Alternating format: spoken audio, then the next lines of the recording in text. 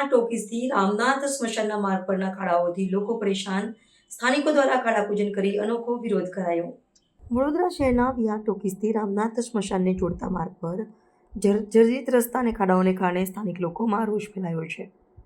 આ માર્ગ પર નવનાથ મહાદેવનું પ્રાચીન મંદિર આવેલું છે, જ્યાં દર્શનાર્થીઓને પણ ભારે હાલાકીનો સામનો કરવો પડે છે।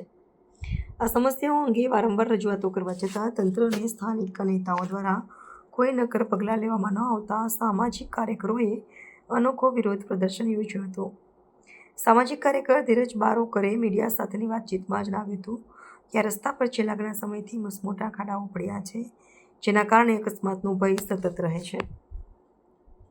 ઉપરાંત નવનાથ મહાદેવ મંદિર પાસે ગટર ઉભરાવાની પણ ગંભીર સમસ્યા છે, જેના લીધે ભક્તોને ગંદા પાણીમાંથી પસાર થઈને દર્શન કરવા જવું પડે છે।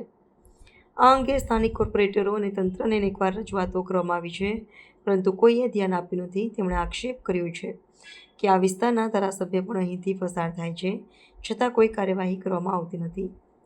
તંત્રની બેદરકારી સામે અનોખો વિરોધ નોંધાવતા સામાજિક કાર્યકરોએ રસ્તા પરના ખાડાઓનું વિધિવત પૂજન કર્યું હતું। આ વિરોધનો મુખ્ય ઉદ્દેશ તંત્ર અને ચૂંટાયેલા પ્રતિનિધિઓની આંખો ખોલવાનો અને તાત્કાલિક સમસ્યાનું નિરાકરણ લાવવા માટે દબાણ લાવવાનો છે। સ્થાનિક લોકોએ પણ આ વિરોધને સમર્થન આપ્યું અને જણાવ્યું છે કે જો ટૂંક સમયમાં કોઈ કાર્યવાહી નહીં થાય તો ઉગ્ર આંદોલન કરવાની ફરજ પડશે।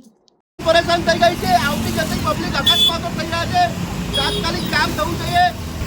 ભારત સરકાર કી જય, ભારત સરકાર કી જય, ભારત સરકાર કી જય, भारत सरकार की भारत सरकार की भारत सरकार की और नगर पालिका सनसनी क्राइम न्यूज़ ने सब्सक्राइब करो અને બેલ આઇકન દબાવી તાજી અને સચોટ ક્રાઇમ સમાચાર સૌથી પહેલા મેળવો।